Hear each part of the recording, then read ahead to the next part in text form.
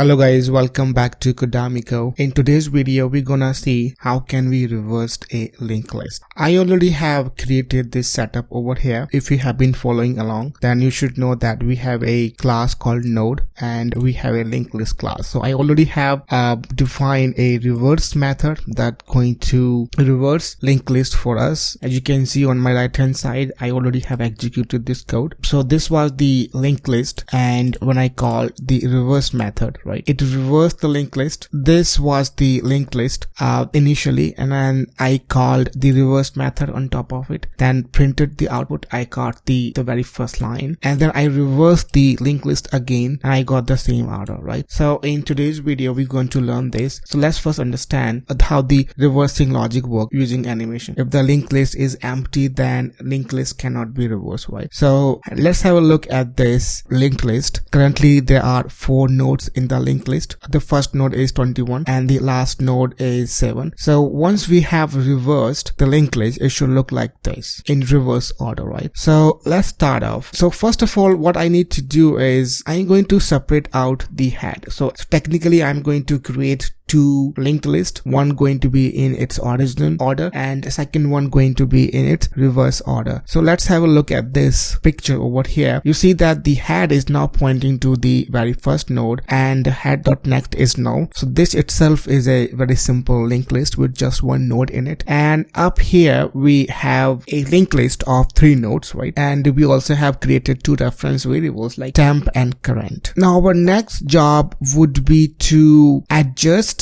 the current node somehow with the reversed linked list, right?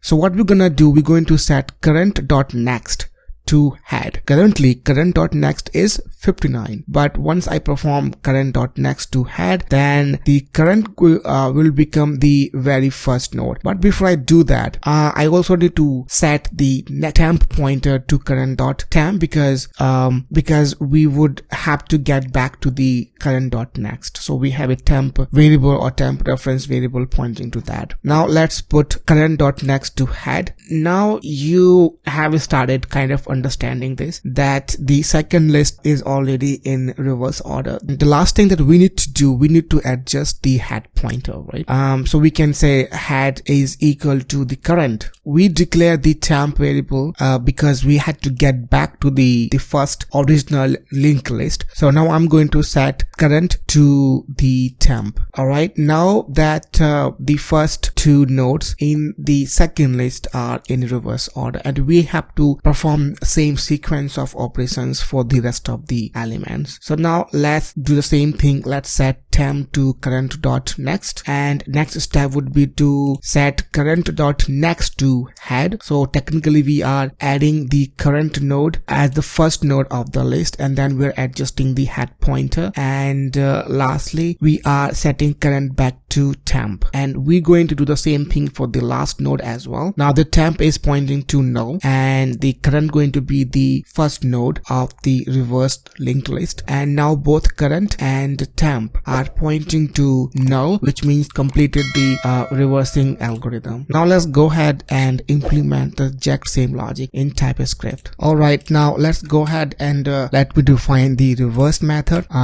So we have the first if condition here. If the linked list happen to be empty, or if there's just one node in the linked list, then reversing is not possible. We are simply printing some appropriate message and returning this. Otherwise we're going to set up a bunch of reference variables. So what we are doing is that we are creating 2 new reference variables, namely node and temp. The node going to be the head.next, and next statement is this. So by default in our reverse linked list there going to be 1 node. The next thing is the temp variable, right? So now let's go ahead and let me put a while condition here. This while condition is going to run as long as node is not null. So here's the first thing. I am am adjusting the position of temp variable. Earlier the temp was undefined, it was not referring to anything, but now temp is pointing to node.next or current.next in our animation. The next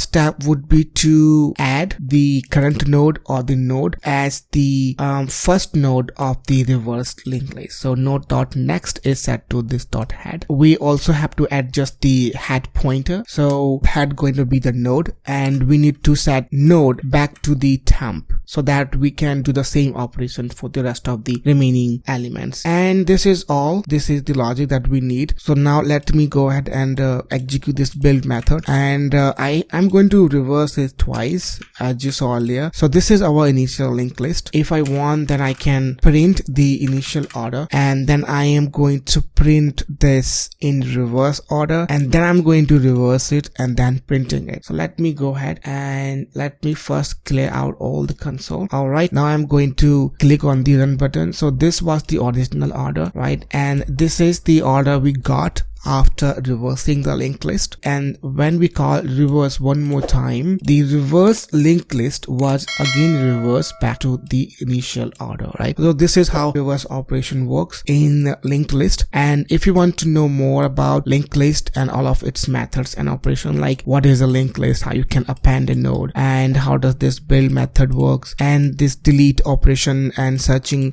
in the linked list and things like that, I have given the link in the description box below. Please go ahead and watch those videos. Thank you so much for watching. If you like this video, please hit the like button, and if you are new, please subscribe to our channel.